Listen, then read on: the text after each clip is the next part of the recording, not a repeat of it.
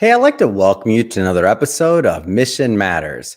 My name is Adam Torres, and if you'd like to apply to be a guest on the show, just head on over to missionmatters.com and click on Be Our Guest to Apply. All right, so today is a very special episode. We have Gordon Davis on the line, and he is first off, he is the co-author in the book about Cashup Davis, which we're going to get into that today, and we're going to do a deep dive. I'm excited to draw out that story and what he and what the other author did on that, Jeff Burnside, which they have a whole story behind that too as well. We'll be getting into that. And Gordon is also the president of the Gordon and Joyce Davis Foundation. Gordon, welcome to the show. Good to be here. Thanks, Adam, for having me. All right, Gordon. So we got a lot to talk about, and a big shout out first off to Aaron Alejandro out there, Texas FFA, for introducing us both today, and for getting you booked on the show. So thank you for that. And just to get us kicked off, Gordon, we're going to start this episode the way that we start them all, with our Mission Matters Minute. So, Gordon, we at Mission Matters, we amplify stories for entrepreneurs, executives, and experts. That's our mission. Gordon, what mission matters to you? Well, if I've gotten older, it's really all about happiness. To me, it's I found a proverb that says it best. Adam, if you want to be happy for 1 hour, go fishing. If you want to be happy for a day, take a nap. If you want to be happy for a year, inherit a fortune. But if you want to be happy for a lifetime, help someone else. Yeah. And basically, this book, since Cashup died in 1896, there's not going to be much new information come out in the book, I don't think. And we think it'll help a lot of people for a lifetime. And I'll be happy about that. And a lot of them I'll never meet. And CEV, it's had, we think we've reached about 100 million students over the years. A lot of them I'll never meet, of course. Yeah. I like that. Happiness for a lifetime. It's great. Awesome having you on, and love bringing mission-based entrepreneurs and individuals on the line to share, why they do what they do, share their life's journey, how they got to where they are, and really some of the lessons and things that we can all draw and take from that, so that we can all grow together, because that's what it's all about. So again, great to have you on. So Gordon, just I want to start a little bit earlier in your career for maybe some of those that haven't caught your other interviews and things that you have out there. Like how did you get started in business? Well, raised on a wheat farm for 3 years, real close to Steptoe Butte, where the Cashup story was kind of centralized. And then a dairy farm for 13 years in Deer Park, Washington. That's where I got my work ethic. Yeah. As the first significant award I was ever associated with, because we were Dairy Family of the Year in the state of Washington in 1964. And I thought, well, gosh, if I could be a part of something like that, maybe we could be part of something bigger and better. Then I went to Washington State University, where I got my start, and joined Sigma Chi fraternity, which was awesome. Got a great experience at Sigma Chi fraternity. And by the way, that's where I met Jeff. Yeah. And so where we got working together. And then from there, got my 2 degrees at Washington State University in 68, 69 in education and agricultural sciences. Then went on and taught 3 years. I always wanted to be a teacher. And I just love kids, always have.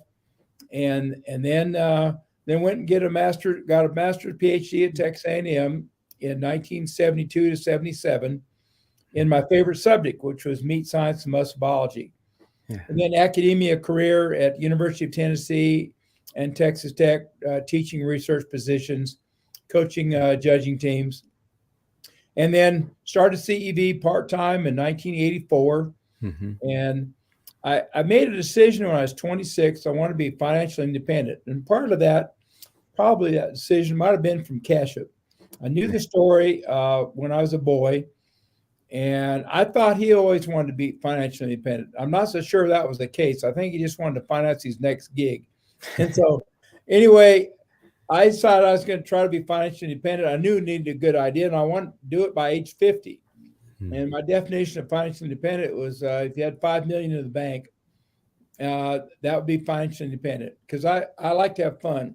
Yeah. I like to go places. I just love to have a good time, and that costs money and time. And so anyway, and of course, like to play golf and etc. And I don't necessarily want to play in Lubbock. I want to play everywhere.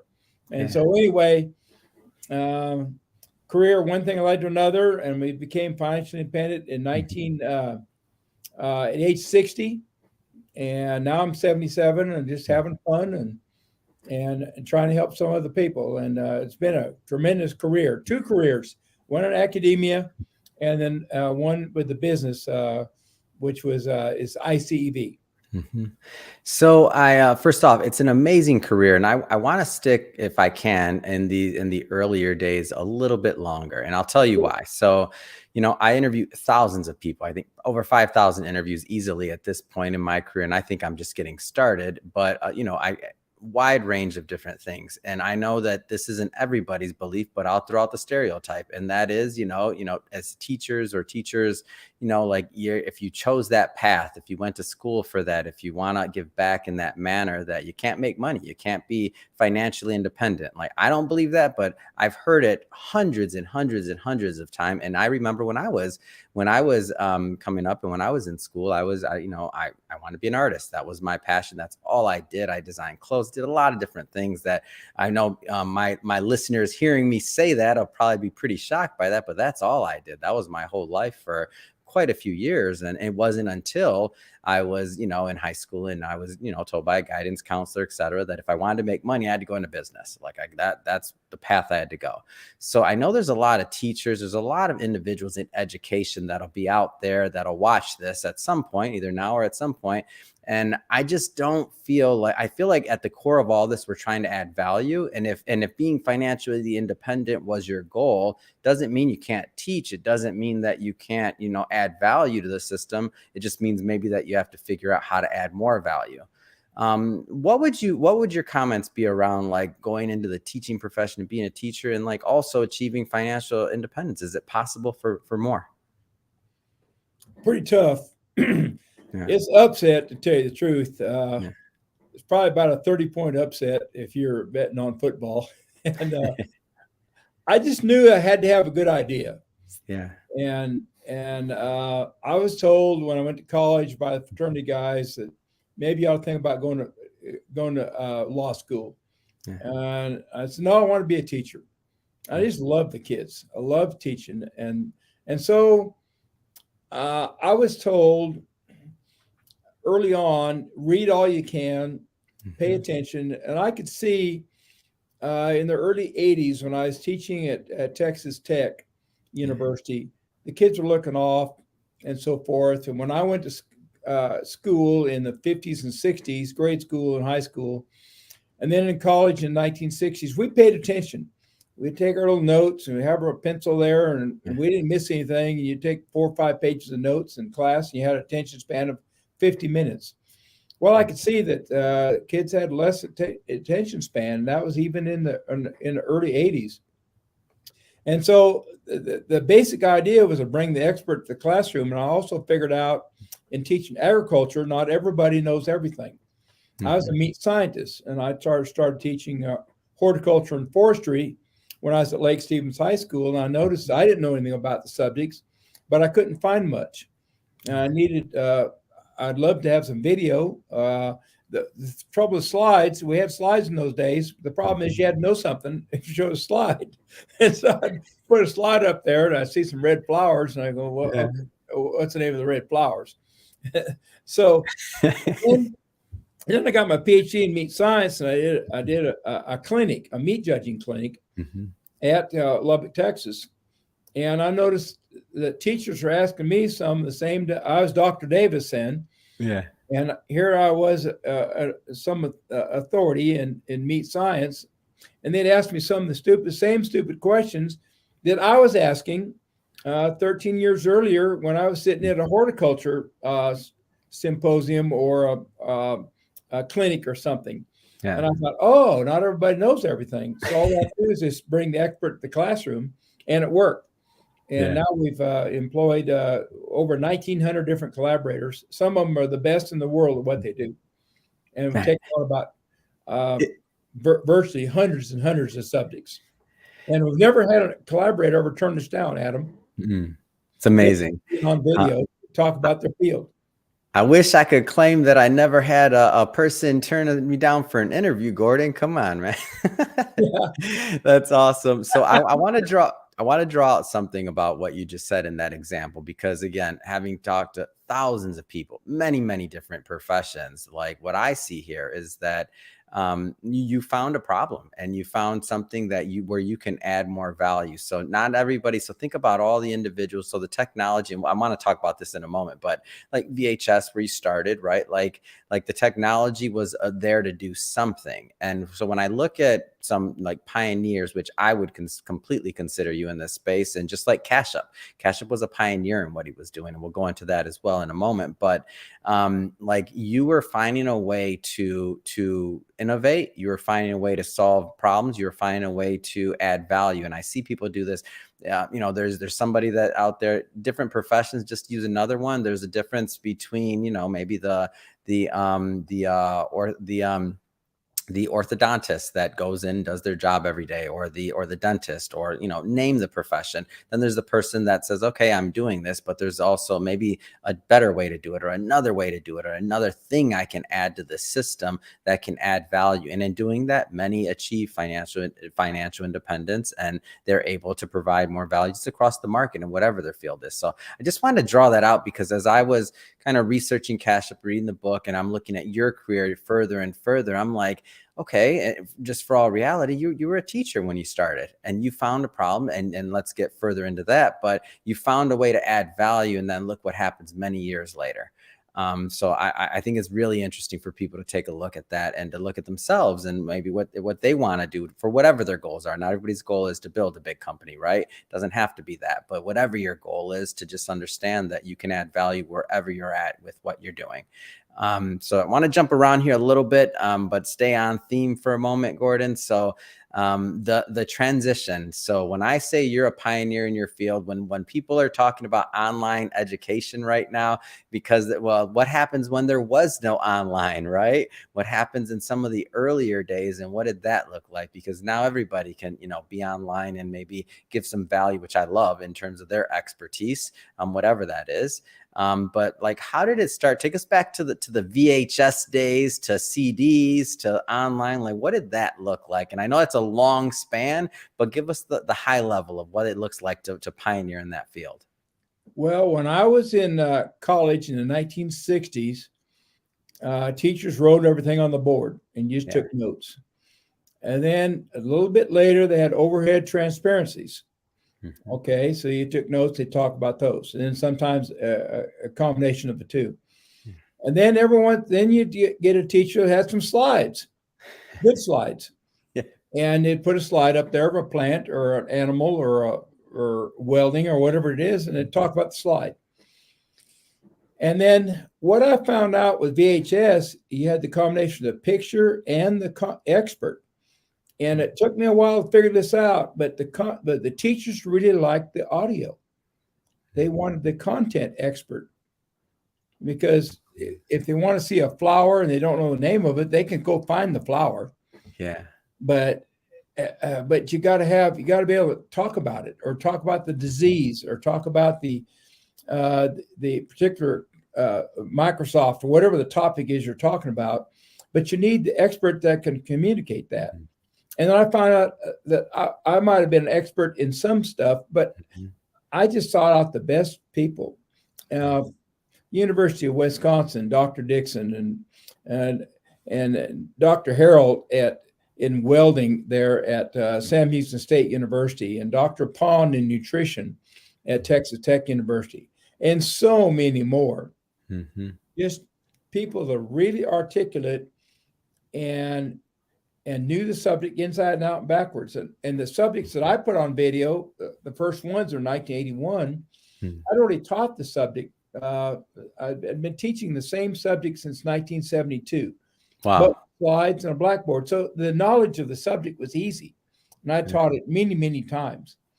And so all it was just go into another medium, and then sat down and wrote the first script, kind of an outline for the first educational video for career and technical education nationally in 1981 on my kitchen table. little did I know is going to end up being an empire. I had no idea that we'd reach that many kids over all these years. We just kept getting bigger and better and adding more subjects and more ideas, and we tried to go experiential education and not just in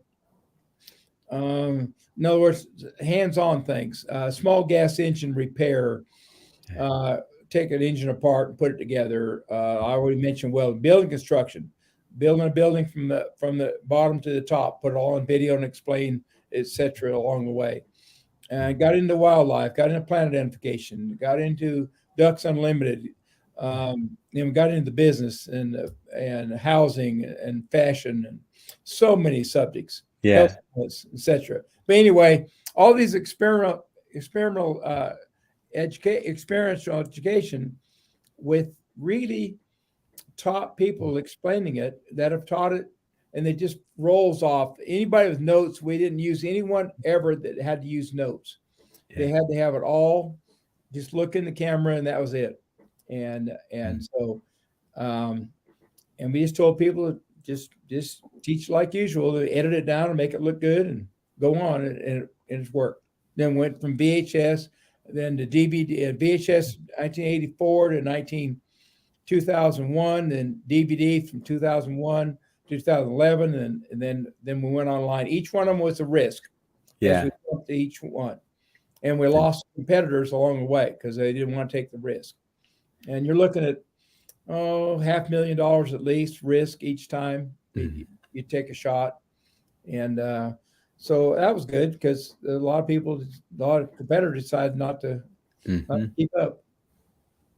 So it may sound like what you just described may sound like common right now, like in terms of the idea of like how you can teach and deliver. So for many, but I'm guessing, I never asked you this question before, but how was it received initially? I'm guessing that there's probably some people that were in the market that are like, wait a minute, Gordon, you're a teacher and you're going to do what? You want a video, or like in general, or will people buy it? Is there a market for, like, how was that received originally? It's a home run from day one. Oh, that's amazing. You just absolute home run. I mean, I made the first tapes there at Texas Tech. I had this one teacher call me. He said, Dr. Davis, can we, I need those tapes on meat identification and so forth. I said, no, they weren't very good. They belonged to the university. And I said, I can't say those because I've worked in the university. He calls back in, same question. Called me back in, same question. I went to my boss, department chairman, then the dean and the president of the university. He said, look, I'll make you these tapes for meat science, but you have all these other PhDs, and they could and we could have our name all over the world. And turns out everybody said no, but they said you can consult 8 hours a week. And that was really a good decision for Texas Tech University because they're not set up to run a business. Yeah. They're an educational institution.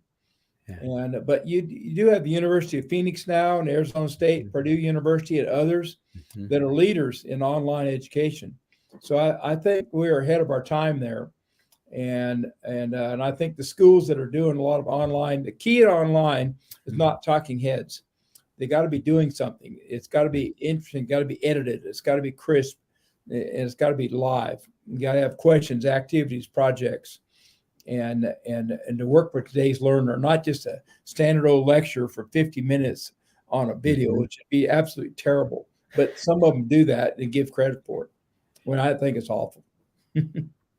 So I completely agree with that, and it's interesting because when I was in school, maybe online was just kind of getting really on board at the universities, and in colleges, and I remember some of the original content versus now what colleges are just online are doing in general, and I'm like, oh man, like it's night and day. Like people are really learning how to make sure that the learner, that they really get value out of that and that they retain it. And just speaking of just growth, like how many people roughly have been are being reached now by the overall platform? Like just roughly, I know it's a big number. So we think the total number that we've reached in the history of the company is about 100 million students on a national and global basis. Absolutely amazing. All right, I want to jump around a bit here because I do want to spend time on the book, of course, but I wanted to kind of lay out part of your career and just things that were on my mind as I've been digging in this book and also in your background as well. So, Cashup Davis, I know that you wrote it again with a fraternity brother who is also a known investigative reporter and journalist. How was it like putting together this book? Because I saw like a lot of the things that are described into the research and things that went into actually like digging up and finding as much of the story as possible. I think I also saw a picture of you in the book as well, like up on the butte and just all these other things. Like, what was that journey like of just putting the book together for you? Well, it was a fun journey. Yeah. The 3 years, and we Jeff took the lead on it. He's an Yeah. investigative journalist, and he can probe and probe and probe. He's just relentless. One of my philosophies is pursuit of excellence, and he pursued excellence. And I've thought about this book project for 30, 40 years. I had two regrets. I never wrote the book on Cashup Davis and never saw Elvis in person. And so now I only have one regret, thanks to Jeff Burnside. But Jeff, he just determined. He got to the bottom of it. He came up with stuff in that book that I wasn't sure there's even enough material out there to even have a book.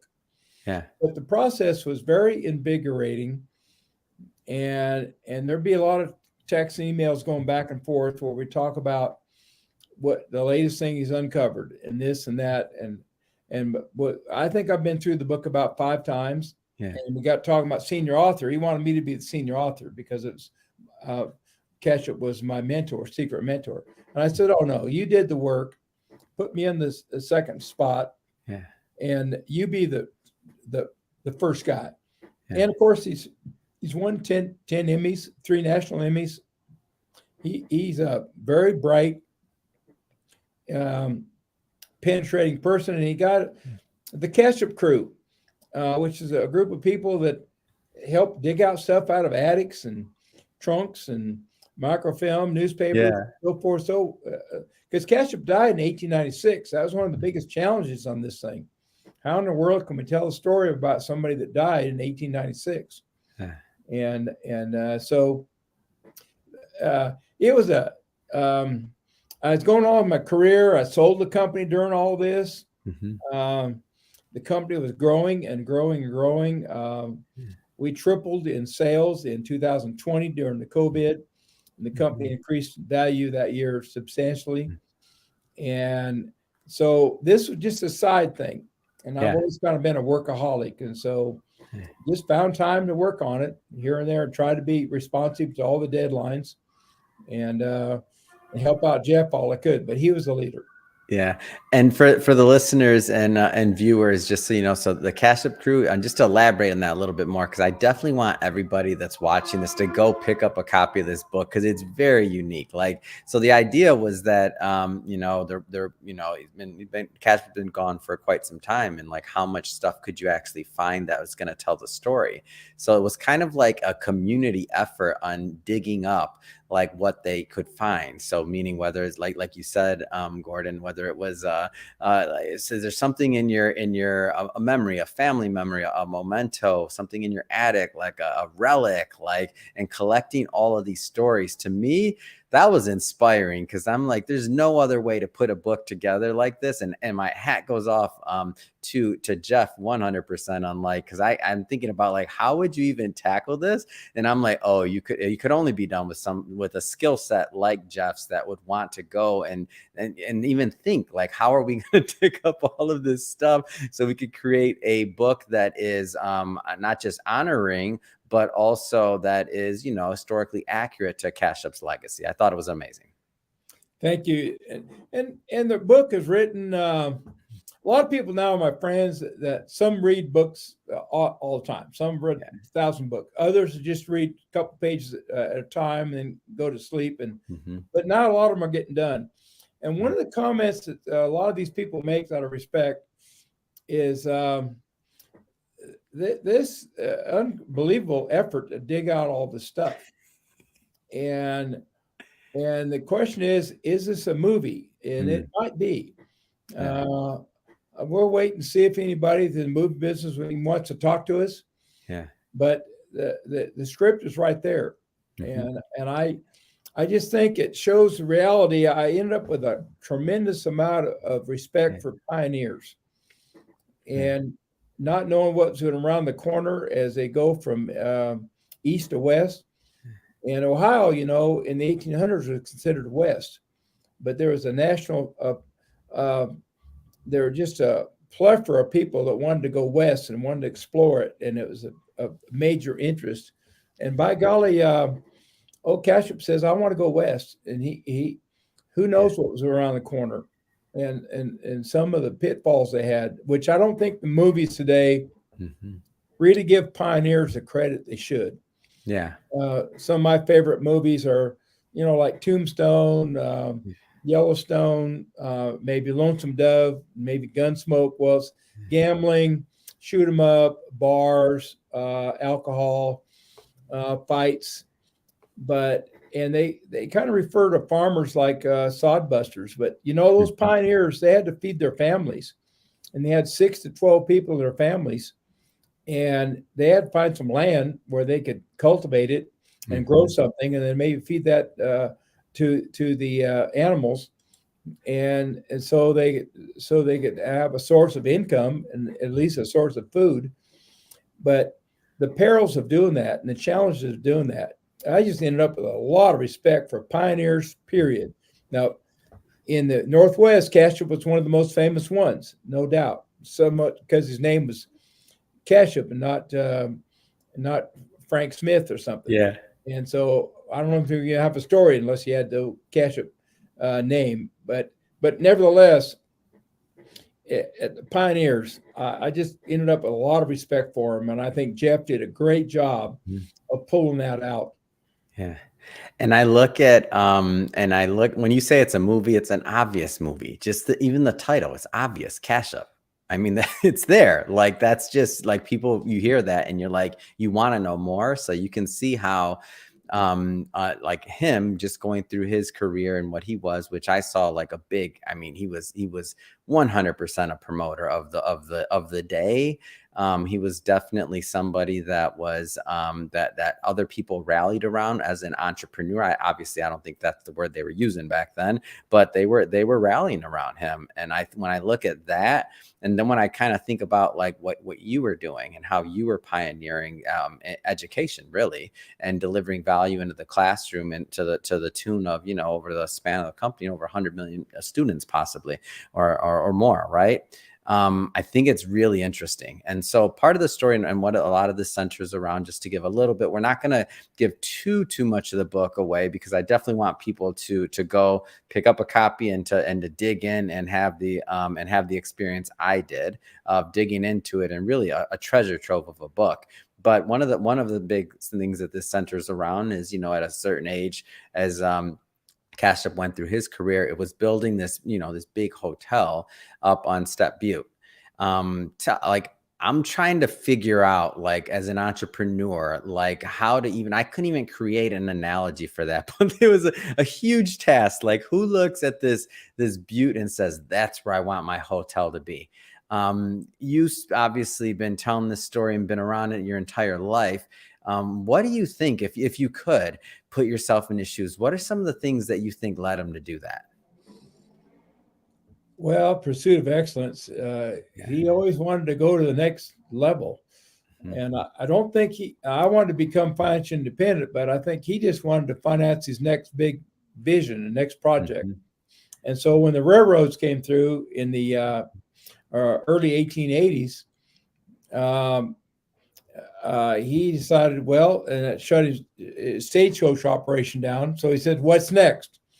And I love that. What's next? Yeah. People have been asking me that even now since I've sold the company. Mhm. And so he said, well, I think I'm going to put a hotel up on top of the Steptoe Butte. And a lot of people told me it's crazy. And if you drive down there, if you see it, it's a glacier formed butte. It Mhm. rises up about 3,600 feet. And you'd have to be a pretty good shape to even walk up there, just to climb it. and it's rocks. Yeah. And he at age 70, he took on this project at age 70, put his whole fortune into the project. Mhm. And he bought the butte, the first thing he did. And then the next thing it is build a road, a switchback road up there. And if you look at that, if you look at the butte now, you'll see it's a lot of it just rocks. Mhm. And so they had to have a road so they could go up and down with buggies. And remember, there's no motorized vehicles in those days. It's a pick and shovel, dynamite, horse type deal to even build the road up there. And today, when you drive up there, it takes about 15 minutes. And you just wonder, how in the world could a man at age 70 even engineer and figure it out and get up there and do that? And of course, he hired a man named Mr. Kearns to build the hotel itself on top of the mountain, on top of the butte once he got it done. It opened up on July 4th, 1888. And if you think about, like, I mean, there's so much to unpack in that, and there's only going to be so much time in this interview, but I'm just trying to put myself into the shoes of what that took to hire the builder, to hire the crew, to hire the people, to hire the staff. Like, every piece of that was a sales job. Because a builder, like, their time, their effort, this isn't for anybody that's been in real estate development, right? Like, there's a risk on all sides at all times. Like, that's just the way it is. And you're deciding what project you want to take, right? But just in general, like, can you imagine the sales job and selling that idea to everybody on the whole supply chain, including the person that was going to be working there, serving the drinks, serving the cocktails, whatever else they were doing? Like, I can't even imagine how many layers and what that took to put that project together. It's unbelievable. Yeah, and they had to build that hotel. The thing is, on top of the butte, you got the wind, and they had to build a hotel that, for heaven's sakes, it wouldn't blow over. Of course, it burned down in 1911, but to build a thing to where it would stand there and for the time, and it did. Yeah. I couldn't build a birdhouse. You and me both. Terrible. I couldn't build it in shop projects. A doghouse would be a stretch for me. I have no talent like that whatsoever. So it's hard for me to even imagine I could build a luxury hotel. And I've always thought, in a remote part of the country, I've always thought that in 1941 was the first luxury hotel built in Las Vegas. And he had the idea of bringing some joy to people in a remote part of the country at a time where they didn't have much joy. And he built that in 1885 to 1888. Yeah. So I think he's way ahead of his time by 50, 60 years. And I give him a lot of credit for that. And there weren't any luxury hotels around, even in Spokane and other places. That was a place to sleep. And this was a place to have fun. This is a place to dance and be merry and have a big time. That was his idea. Again, bringing happiness was what I said at the beginning. Not that I run any kind of hotel, and I sure can't dance very well. So apparently the dances went until dawn. They just went on and on and on. So Cashup had, a series of, let's just say, setbacks in his life. If it, like the one that you mentioned, in terms of like what led him to originally look at that butte and say, I want to build a hotel up there, right?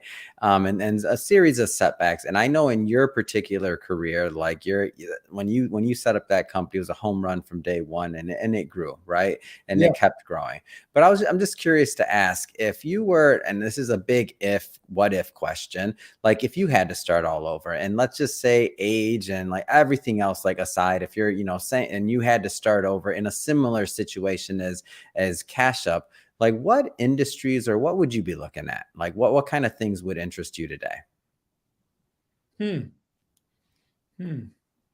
Oh, maybe the financial world. I'd probably enjoy the whole banking industry. I'm pretty heavy in the stock market. I enjoy that, but I don't know. I don't really have any regrets to speak of other than not seeing Elvis. It's just things have really, really worked out for me. And it's just blind luck. And we had one hiccup where I remember I had to win. I won payroll one time in spring of 2004 in a poker game. Mm-hmm. So things were a little bit tight then, but we got through it. And Hold on, I can't let you. Did I hear that right? You won yeah, payroll in a poker game? Come on. yeah. I played pot limit poker my whole life, Yeah. and well, not my whole life. Yeah. Nickel dime quarter at Deer Park, nickel dime quarter, 50 cent in the last card at Washington State.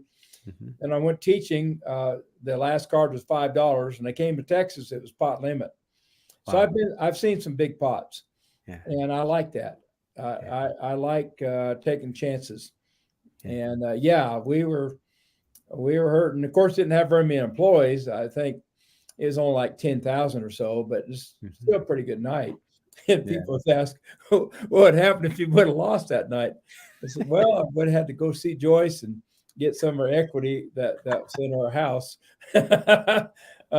We had some equity put away because we moved out of our house into a rent house while we waited for the dust to clear. And she said okay with that. And I said, as soon as we pull this off, then I'll build your house, which I did. And I never did have to ask her. Yeah. Money. Thanks to that poker game. Oh man. So and kind of looking at, and when again, hats off to Jeff and yourself on curating this and what actually went into the book. So as I saw like some of the pictures of the historical we'll say artifacts and clippings and other things. One that really stuck out to me was, I think it was in, off the top of my head, the Spokane News, or it was in a newspaper, a big newspaper though, at the time and out there. And it basically said this. So this was after Cashup's death. So it said a couple of lines in it where one of them was, one of the oldest and most eccentric men of the country. And then it said, owned Steptoe Butte. And that just kind of, it hit me, because when I read something like that, it causes me to reflect on things like, the word legacy, right? And all of our legacy and our time on this earth, myself included. And I'd be interested to hear from your end of the spectrum. Like, what do you hope you'll be remembered for? Helping somebody else. Helping Washington State University, helping the Texas FFA, helping FFA period, helping the meat science students at Texas Tech, the students at Davis College at Texas Tech, helping all of our customers with a little bit of information that's buried in the CEV library. CEV library has over 60,000 edited minutes of video and virtually hundreds of subjects. And matter of fact, this year, I heard that just through October, it had already been 300 million questions answered online. Yeah. And that's just an unbelievable number. It's used and used and used. And these are people I'll never meet and never see again. And also all the assistants and the employees, the partners of the company, so many people have helped me get to where I'm at. And Joyce, a great mentor for me. And I come up with some idea that's not too smart. She's pretty quick to show me. Cashup had Marianne, and she's a lovely lady. 11 kids in 22 years. And he drug her around, moved her 7 times, and finally got to the point there in the early 1880s. And she said, "Okay, you're done. You're not moving me anymore. I'm set. I'm not going to British Columbia." And but you need a good, strong woman in your life too. And I have some terrific friends that have been with me for my whole life. And some of them over 50 years, some of them over 20 or 30. And I depend on them to say, what do you think about this and that? And then with the book and then with the sale of the company, there's been a lot of opportunities come my way. And I got to sort through them and decide what I'm going to do. My chief of staff is Matt Owens. Yeah. I've got one employee now, and he's awesome. And he's my friend, and he's young. and I like that, and smart. I like that, Mhm. and we have a good time. Yeah. But I don't want to have a big empire anymore. I don't want to have a lot of employees. And matter of fact, his bonus this year is based on how much fun I have this year. That's what I'm talking about. And I know he's in the background listening somewhere over there too. So Matt, big shout out to you and making sure that Gordon is having some fun. So you get a good bonus. We're having fun right now, Adam. It's amazing. And I think it's important to have fun. Yeah. And that goes back to Cashup. Yeah. What he did with all those dances and everything on Stepfield Butte is Mhm. people came up there to have some fun. They had Mhm. and most of them had a tough old life, living in a sod house or an old house of pretty limited lumber, Mhm. and there wasn't any heating and air conditioning, and out there working in the fields and so forth. Yeah. I mean, life wasn't easy, hardly for anybody in the 1800s. And Mhm. would we be in a heck of a shape now if all of us had to go back and be the pioneers in the 1800s? Yeah. We'd be in trouble. I would have been the worst pioneer because I wouldn't have my TV and my cell phone and ESPN and and my golf clubs, and I actually have to go out there in the field and work. I probably Oh, could have adapted because we didn't know any better. yeah. Yeah. But Yeah. And I that's and going back to what you said earlier about, like, the pioneers maybe not getting enough credit, like the infrastructure that we have today without their sacrifice wouldn't exist. Like right, like the coast to coast, right? Like the knowing the two oceans, the two coasts, the like infrastructure in between, like they didn't have that, like things that we sometimes take for granted. So I like the way you pay respect to that, because it should be done like that, not just with you bringing the story and life of Cashup to life and making sure that that legacy lives on and people can benefit from it, but also the respect that you pay to those that went before you, that I think sometimes we don't always do enough of, just in the media or otherwise. So I think overall, I highly enjoyed the book. I feel like Cashup has become one of my secret mentors, and this is definitely a book that I'll continue to pass on to people along the lines of the Think and Grow Riches, or the How to Win Friends and Influence People, and just some of those classics. Like I definitely think that there's going to be a place for the Cashup story there, and hope to see the movie as well. And I know that's between Matt, you, Jeff, your team. I mean, somebody's going to make that happen, because just the title alone, Cashup, like who doesn't want to go see that? So I think there's going to be a whole lot more legs in this story and a whole lot more people involved with it. And I'm happy to bring it to our audience. And Gordon, just have to say, it has been excellent having you on the show as well. To leave it off, if somebody wants to pick up a copy of the book and to just learn more and to follow the Cashup story in general, like what are some ways for them to do that? Obviously, Amazon's a big one. What are some ways? go to cashupdavis.com, Yeah. cashupdavis.com. Yeah. And I think you can find some more information there. And the book is, well, it's printed on a good paper. It's written kind of, a lady that has read a lot of books said, it's kind of written in a colloquial style. Mm-hmm. So that anybody can read it. You don't have to be a neurosurgeon to be able to read and understand the book. It's a fun story to read. And the way Jeff wrote it was each chapter ended with a sentence or two that kind of tantalized you to read the next chapter, Mm-hmm. the next chapter. And it's a story that's really basically hasn't been told much. There's not many people know much about this story at all. Because you think about all those movies I mentioned, Mm-hmm. Lonesome Dove and Yellowstone, all that. Well, those are pretty well from Texas to Montana. Yeah. Now we're moving over to Washington State. That's where this story is. It's pretty well in Washington State. And you're talking about a guy that landed in New York, goes to Ohio. He's there a couple of years, and then to Wisconsin, 22 years, 11 kids, and then to Iowa for about 5 years, then heads to McMinnville, Oregon somehow, and then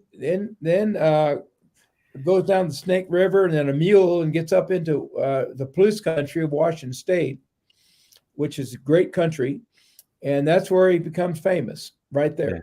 But he who knows what was around every corner, and he had some bad luck, as we all know. It's in the book. Yeah. Some tough times that a lot of us would really shrivel if we were faced with the same type problems. And those people, just those pioneers, just kept rock and rolling. So yeah, I encourage people. I think you're going to find it be a pretty good. Some critics of mine that would tell me it was a sorry book. They told me that this book might be in about among their top 10% of the books they've read. That's the people that have read a lot of books. Yeah. And I think it's a pretty good story. I'm biased, and but I won't make any money off the book.